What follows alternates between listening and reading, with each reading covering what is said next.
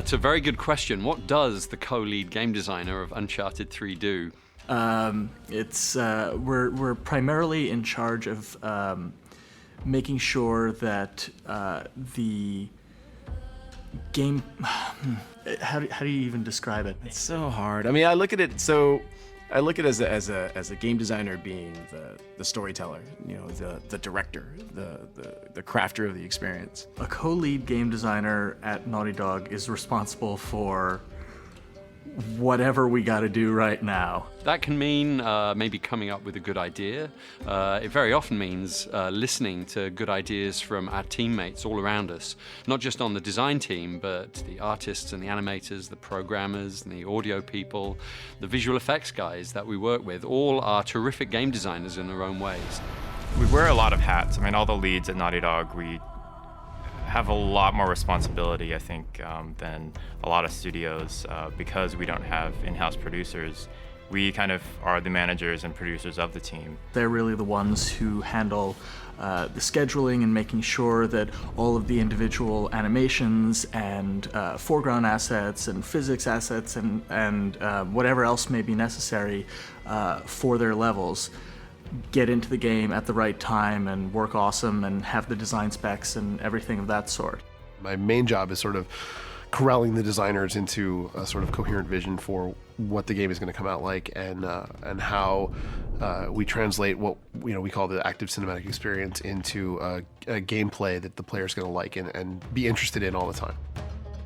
I think a game designer's first and most important role is to be an advocate for the player. We're always thinking about the player's experience, really from the very beginning when they become aware of the game, all the way through to when they're putting in their 100th hour in our multiplayer game.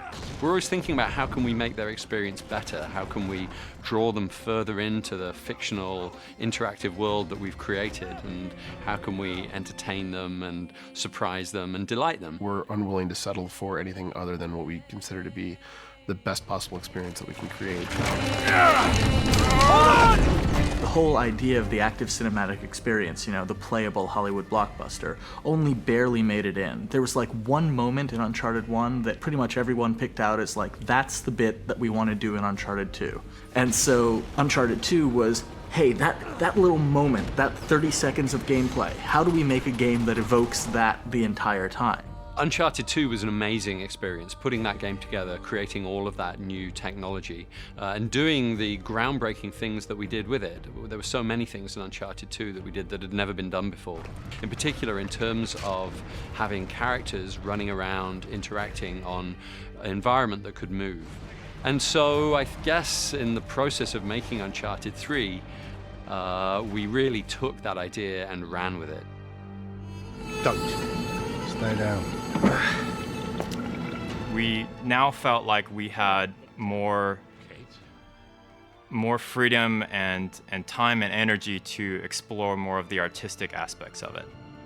As storytellers, it's really important to us that the viewer is engaged with our characters. What we really put a lot of focus on, especially with Drake, is to convey thought through his body language. When he's in an environment where, a tense environment, like we want him to show that. When he's relaxed, we want you to see that. And so we've been able to change the way that he moves based on his environment, based on where he's at in the story. There might be sections where Drake is just completely exhausted, and when you stop moving him, he'll just collapse to the ground, and you kind of pick him back up again, and you feel kind of like, come on, like let's go, it's just a little bit further, we can do this. And it's something that I hope the players appreciate. Suddenly we have the great majority of the technology that we need to make the type of game that we wanted to make from the beginning. And the question becomes, well, where do we go from here? Immediately, we thought about desert, sand. Sand is a very big challenge technologically. It flows and moves and mounds and changes and shifts like water, but also in a more viscous way.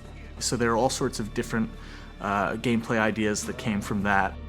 I see him! If we could do anything at all that we wanted to do with the same kind of technology, what could we do? And that's what's led us to think of insane things like a whole level which turns, through 90 degrees at key stages of the gameplay on the sinking cruise ship. The cruise ship is one of the most technologically advanced levels I've ever worked on, and certainly I think any other company's worked on. Like, the cruise ship's being driven by a real-time wave ocean simulation that drives the animation of the ship, so it never cycles the same way twice. It feels different every time you play it. When I started the cruise ship, I was actually planning on faking most of that with animation. But then we have this awesome guy, Carlos Gonzalez here, and he was like, why would you do that? Why would you fake it with an animation when we can make you a fully procedural ocean? Nice day for a boat ride. That's one of the other really funny things about Naughty Dog is that I asked for a simpler feature, and Carlos gave me a real-time, fully procedural ocean. That's how Naughty Dog rolls. The other sort of big thing that we try to do is to make sure that our multiplayer this time felt much more diverse and interesting, and sort of make it a big ticket item. So what does Uncharted mean, right? Like, it's not only like this big cinematic experience, right? It's also about like your comrades, right? Like the people who you're working with all the time, right? And so we looked at that and like, well, what do we do about that? Okay, well, let's come up with the buddy system. And in single player, we have this cargo plane, and it's really cool sequence in single player. It's extraordinary. And I saw that, and I went to Evan Wells, and I said, Evan, we need to use that in a multiplayer map. I'm thinking like the plane's gonna come down this runway, there's gonna be moving trucks around the plane, you're gonna be jumping plane to plane, to truck to plane. It's gonna be epic, it's gonna be amazing, it's gonna be incredible. It was one of the most hardest things I've done in my entire life. I saw that and I was like, I thought about all the people that went into making that, the animators and the foreground artists, and Kurt just sitting there and hooking everything up in all the different possible ways it could work. And I was like, we're crazy. So many weeks of work went into less than a 30-second sequence. I look at the stuff that we do and I can't believe how much love each individual person puts into the stuff that they're responsible for. I think that kind of attention to detail is really important for a number of different reasons, but the most important reason is that people recognize it and they love it. It's those moments that make a Naughty Dog game different. So when you ask why are we passionate about what we do, it's because we're given the opportunity to do this, and we're surrounded by people who can do it and who want to do it. We have an incredible amount of resources at our disposal, but we think so much bigger than what we have, that there's always something that's pushing us to go a little bit further. The way the studio gets things done is because people care. And the mentality of the company is, if we see you care so much, then we'll let you go and go take care of it.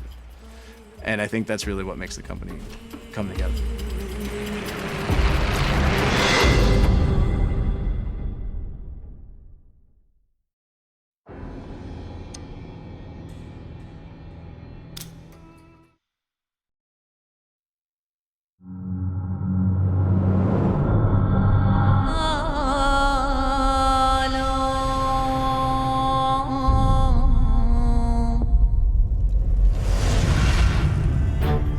The game starts simultaneously in the hands of the designers and then in the hands of the writers, Amy specifically.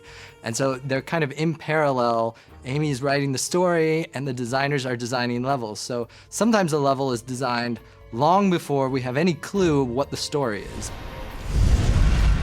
It's a very creative environment, and I think in all creative environments you can't just start 2 years before the project is supposed to be released and say, okay, here's a blueprint of what it's supposed to be. Everyone go off, do their thing, and then we'll meet back here in 2 years and it will be perfect.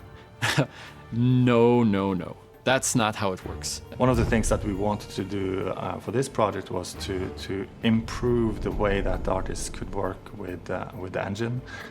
It was a bit rigid, and we were foreseeing a lot more sort of action scenes and cinematic events and all of these things, which require a lot more sort of specific control over the environment. We've expanded the scope in pretty much every way. Every feature we could think of that would make the game better, we tried it. Most of the time we kept it in. A couple things we tried and didn't like, but in general we've just made everything much bigger and better. It's very creative in the beginning. After our brainstorming meetings, we know that there's some things we can go off and start pushing the technology in the direction that we know we might go, but yeah, the storyline, which characters, what they will do, that's all up in the air, and it really comes late in the project. If you come up with some part of the story that's really neat, but is not going to be very fun, you have to negotiate with the designers. Okay, how can we change the story slightly to make this gameplay fun? And then you have vice versa. If you have a really cool bit of gameplay that doesn't make any sense in the story at all, you have to figure, okay, what can we do? Can we add characters in? Can we take characters out? Can we move them around? For instance, there's a chase scene in Yemen in Uncharted 3 where we're chasing a guy through a level. We had no idea who that guy was for, I'd say, about a year and a quarter. But we had the level, we made it. We didn't know who he was gonna be, and then finally the story caught up, and then boom, we know who that is now. We were really approaching movie-like quality now in video games, and you have to put some serious effort into adding the detail. One of the main focuses is obviously characters. Our whole game is about characters and making sure that we can really deliver the environment and the storytelling that Amy and all of our designers want to portray in the game. We need to facilitate that somehow, and that is pushing the boundaries for how we do character animation, pushing the boundaries of grounding in the environment, things we didn't have in Uncharted 2 that just adds that little extra believability to the game. For example, if you're running really fast into a corridor with a 90-degree turn, you don't just happily take the corner, you actually kind of struggle, you touch the wall maybe to push yourself forward. That was one of the character and the animators' vision, if you will. They really wanted the characters to look better. But on the other hand, we also have many customers, and one of them would be our game designers. I remember Jacob Minkoff, one of the lead designers on U3. I remember at the very beginning, when he came up with the cruise ship level, and he kind of laid it all out. He was like, okay, tell me now if this is impossible. And we were like, it's too cool to be impossible. We have to find a way to do it.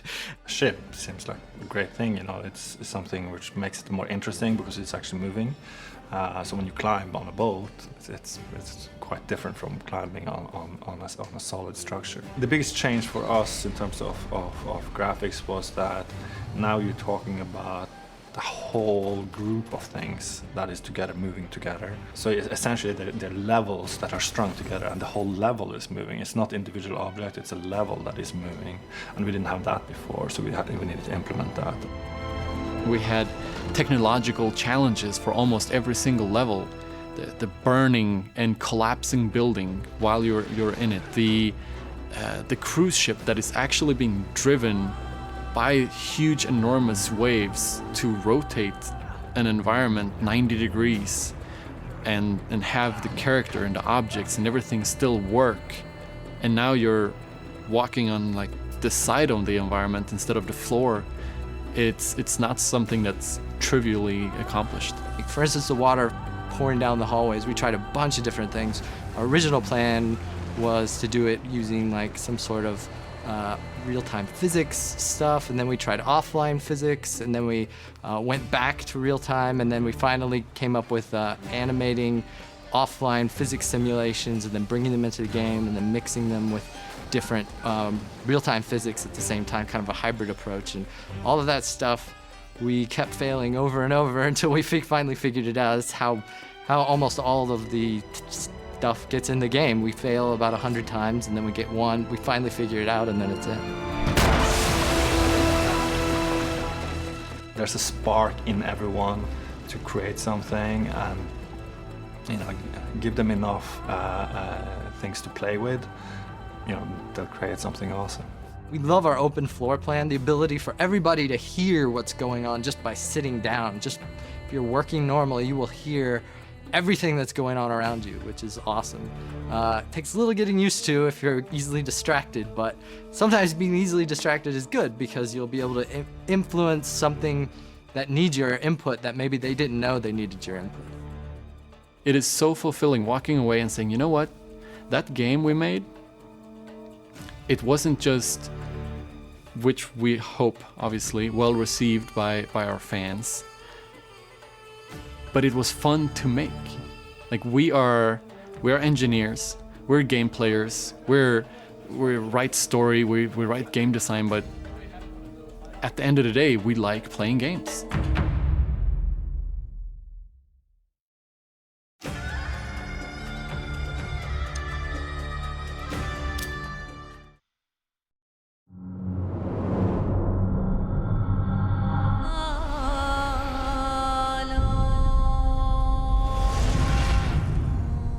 Visuals are like plot points, you don't just sort of write a story not knowing where you're going. You've got specific points you're trying to emphasize. Same thing with color. Color makes you feel a certain way. Pink, reds, greens, purples, all have an emotional effect on human beings. So you want to direct that color in service of the story you're trying to tell. You want the final product to be valuable. You want it to be something that you can be proud of and something that is valid as an art form. As an art director, you try to make sure the game is consistent. You try to make sure that we're using color and shape and lighting to all enhance the particular story we're telling. We want to make sure that everything emphasizes, sadness, happiness, excitement, danger, low points, high points. What really puts it together is the concept. The concept art will determine the lighting and the general macro of the look. It'll give you a good framing of the level and give you the feel, which is probably the most important thing. The artist needs to get the feel of the level so he can put the appropriate details. We always go to an amazing lost civilization that we've never seen before, and that's always the challenge to come up with. This one, it's Sandlantis. It's this lost Arabian city that's in the middle of nowhere, and the hard part there is coming up with something that looks believable, that we've never seen before, but also looks historically accurate. We definitely have a lot of different inspiration, and it definitely comes from everywhere in the company. I don't think there's a single person who has managed to sit still for the whole duration of the game and just do their own thing. They'll always want to contribute to the rest of it. You got to do a lot of research into the architectural style. What are the sort of specific idioms that make something look authentic to that area? The motifs, what are they doing? What are the materials they're using? Texture shader artists paint textures for the surfaces that you see in the game. They plug those into shaders, and then through the shader you can apply surface qualities like wetness or dryness or whatever you need. My team's responsible for all the weapons, props, vehicles. Anything that moves in the game is not a character, falls underneath the technical art / prop artist team. We kind of take the world that's given to us and try to add motion to it, try to add the subtleties that really sort of make an environment pop. Or take a collapse and add the dust, the debris, the volumetrics, and a little more of the bang to it. Kind of like the frosting on the cake. Oh, man, that was close, huh? Amy does a lot of research. The cool thing about the games is they're based in history and reality. So she always comes up with something that is real, authentic, exists in the world in terms of legend. And then we have to come up with what it looks like. We do a lot of research, and hopefully it's tangible in the game when people play it. That the devil's in the details, and a lot of us are pretty kind of OCD, anal retentive, whatever you want to call it, about sort of perfecting the details of things, and that we want it to be right. You know, if we're going to have a foreign language in the game, we want it to be correct. If we're going to say this level takes place in one area of the world, we do a ton of research to make sure that it's accurate. She holds us pretty true to history, so you can't just go crazy and like come up with all sorts of fanciful stuff. It has to be rooted in something authentic. So that's the challenge in terms of making these civilizations that look incredible and amazing, but everything in there is based on something we've done research about. We use film, we use whatever kind of reference we can get our hands on to see, you know, how other people represented this before, and what do we want to do differently? You know, what are our favorite elements of that? What are the things that, you know, are like those key moments, you know? We tend to go a little bit nuts in terms of gathering reference, in terms of talking about it, in terms of watching movies. We even had some of our team sliding down sand dunes in the desert to figure out just what that would look like. It was a very, very crazy, fun trip, but it was fascinating and really actually inspiring to see that when you step in this really soft sand, the sand flowing down the ridge actually looks so liquid, almost kind of equivalent to mercury. Like there's a little bit of viscosity to it, but it actually looks like a liquid. And so we just went out there with our cameras, got sand everywhere, and just pulled in a dozen hours of amazing reference of us diving down the dunes, of us running up and down the dunes and crawling the different ways like you would actually move if you were tired, because it was 114 degrees outside and we were exhausted. After collecting ridiculous amounts of reference, we tend to just have at it, in the sense that let's just start building things. There's definitely a degree of, okay, let's figure out the big shapes and let's figure out the big picture. But we are detail obsessed. So we sometimes go right for the details. And that sometimes isn't so bad a thing. Putting the details in the environment is actually a Naughty Dog quality, almost to a fault, you know, and you know, we actually have to stop ourselves from just putting too much. I assume Rich talked a lot about how just in depth he went to making sure that the London pub was completely authentic. And I can't say I was part of that. It would have just been just a few too many British people in the kitchen, if you will, had we all kind of ganged up and tried to create it as authentically as possible. But I certainly did witness that, and it's really nice to see whenever a Naughty Dog gets that into the details. I was particularly concerned about people in the UK feeling like this was a real place, somewhere that maybe they recognised if they travelled to the East End of London. So that was a fairly easy sell for me with my teammates. Typical bloody Yank, all talk. It felt like we'd already kind of hit the peak. How do we beat that? How do you beat so many Game of the Year awards? Like, do you even try? And yes, you definitely try. Whether you succeed or not probably isn't so important. Everybody has done such an amazing job. And you walk through the studio and you look at any monitor and you got to take a double take. And you wait, what level is that? Who's working on that again? Because it all looks so great. Uncharted is probably the most exciting IP I've ever worked on because of just the improvements in each iteration, just the improvements from 1, 2, and 3.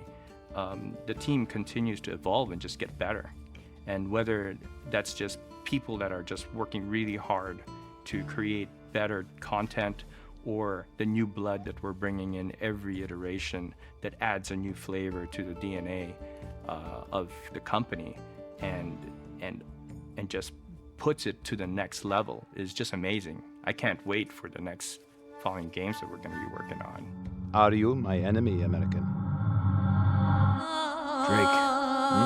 My name is Drake.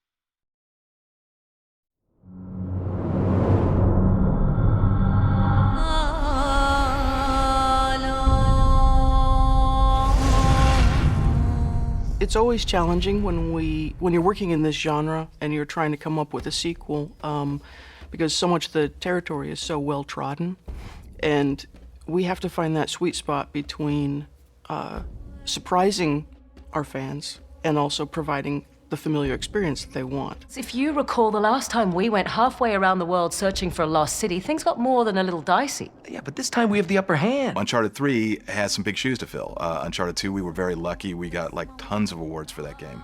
It's sort of like, where do we go now, you know? What the hell? Let's do it.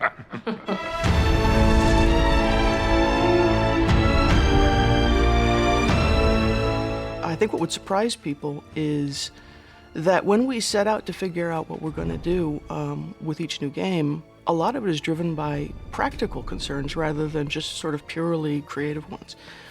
People probably imagine we sit there and just sort of blue sky story and things like that. And actually what we do is we think, all right, where have we not been? What technologies have we not pushed? What would challenge us as game developers? And what are some really awesome set pieces that would blow people's minds? And then we kind of write the story around that. And that sounds almost like an embarrassing admission, but I think it's the way it should be done. All right, what is all this crap you're why giving don't you me just about complain Sully? with me? Those guys are not here for historical research, and neither are you. It's like right brain, left brain, where one part is like dealing with the aesthetics and what you're trying to go for creatively, and the other part, of course, is like how to realize that. And, you know, that's usually a lot of problem solving. So you have to kind of like bring those together in a way that you get the most bang for the buck and get things to really come alive in the game. From the very beginning, when we're coming up with a story, it's not just Amy, it's Amy and myself and Justin and Taylor and Richard and other people putting in their 2 cents for ideas, and the entire company really participates in that process. But even then, once we get to the stage, it's Amy's script, but then it's the actors' own input into their characters that influences the way that we end up doing the performances. Drake, we must go, now! Yalla!